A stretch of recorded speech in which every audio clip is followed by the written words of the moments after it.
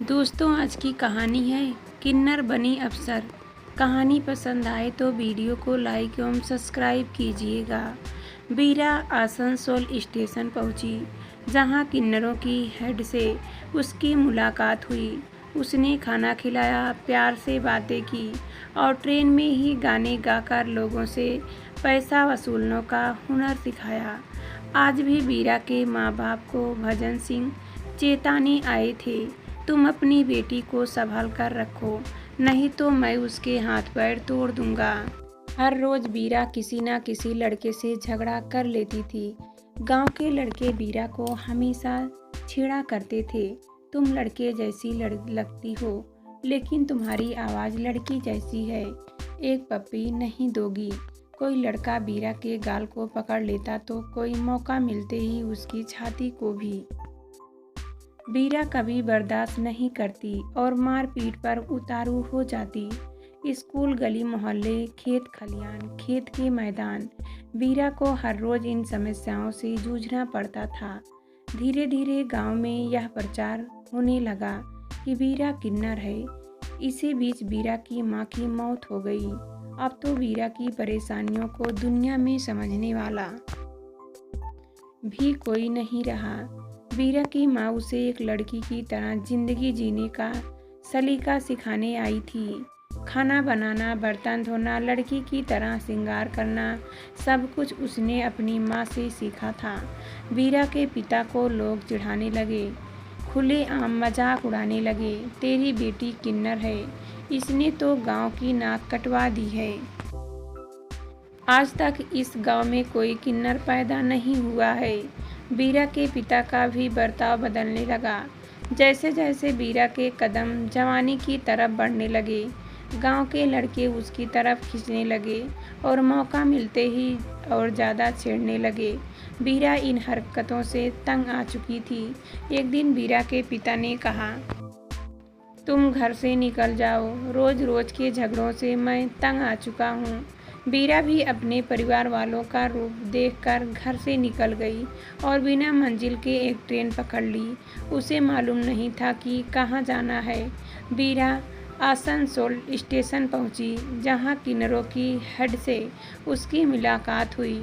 उसने खाना खिलाया, प्यार से बातें की और ट्रेन में ही गाने गाकर लोगों के पैसा वसूलने का हुनर सिखाया। बीरा अब पैसा तो कमाती थी, लेकिन उसका सुख नहीं भोगती थी, क्योंकि सारा पैसा किन्नर की हेड ले लेती।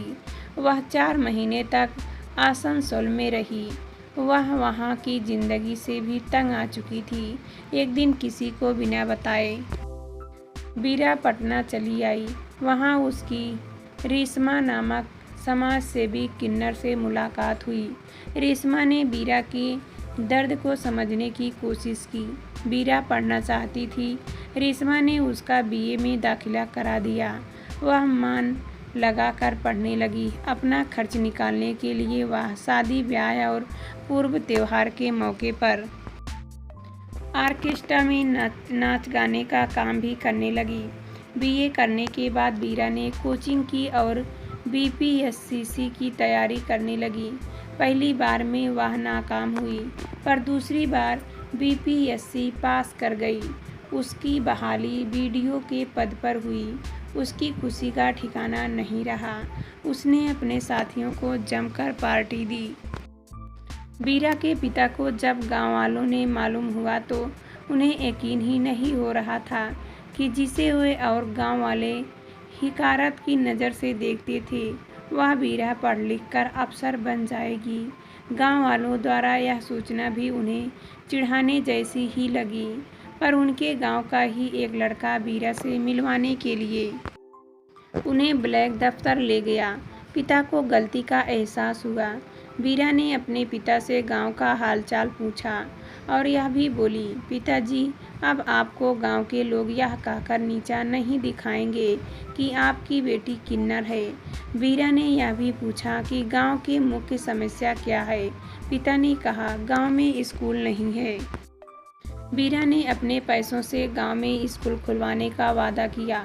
6 महीने के अंदर बीरा ने बच्चों को पढ़ाने के लिए अपने पैसे से गांव में स्कूल खुलवाया।